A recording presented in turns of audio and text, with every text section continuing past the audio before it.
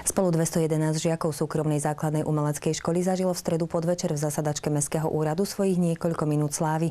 Ocenení tu boli v rámci projektu s názvom Miesto v mojom srdci. Projekt bol realizovaný v minulom roku a v rámci neho žiaci prostredníctvom výtvarných prác vyjadrovali svoj vzťah k nášmu mestu. Predstavili ho však nie bežnými výtvarnými prostriedkami, ale prostriedkami výtvarnej skratky, nezvyčajnej kompozície, farebnej harmónie, dizajnu či architektúry. My, Martinčania, sme sa rozhodli, že by sme nejakými inými výtvarnými prostriedkami vyjadrili svoj vzťah k svojmu mestu. Prostriedkami výtvarnými, od kresby až počítačovú grafiku. A naši rodičia si nie takmer celý, ale časť tohto projektu môžu pozrieť na výstave, ale môžu si ho pozrieť aj na prezentácii, ktorá je sprievodnou akciou tohto podujatia. My sme mali teraz sprostredkovanie vašimi slovami povedať, aké miesto v srdci má naše mesto pre vaše deti? No určite popredné miesto, pretože my sme sa tomuto projektu venovali pol roka. Počnúť s kresbou a skončili sme počítačovou grafikou. Výstava výtvarných prác je realizovaná v spolupráci s mestom Martina pre návštevníka aj k nahliadnutiu na prvom poschodí Mestského úradu. Ide o kolekciu celkom 82 prác, ktoré škola daruje mestu. Na prezentáciu boli poskytnuté finančné prostriedky vo výške 500 eur z prostriedkov primátora.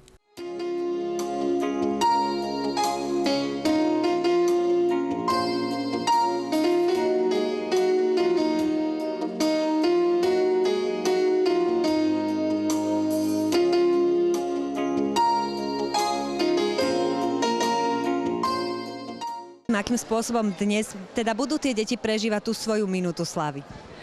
Budú ju prežívať tak, že dnes my ako škola si ich oceníme. Tým, že si ich sem na pódium vyzveme, dostanú zo školy, z vedenia školy a od pani zriaďovateľky diplom.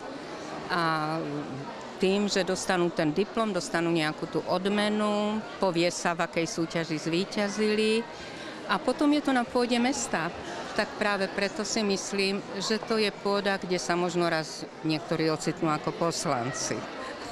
A koľko dnes bude takých detí ocenených? Dnes bude 211 detí ocenených, ale neviem, koľky prídu, ale vidíte, sála sa zaplňa, takže máme pripravených 200 balíčkov pre deti a diplomy pre všetkých. Je možné, aby ste mali toľko šikovných detí? Áno, veď len na Bienale fantázie bolo ich 89.